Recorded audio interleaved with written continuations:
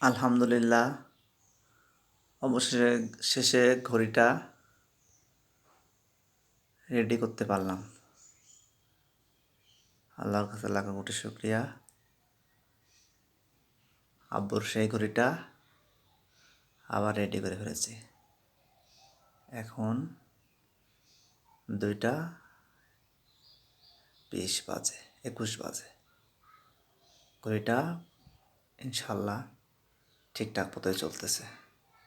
সত্যি আমি খুবই খুশি। এত পুরাতন একটি ঘড়ি, এটি চায়না, সাংহাই চায়না 3555 নাম্বারের ঘড়িটি।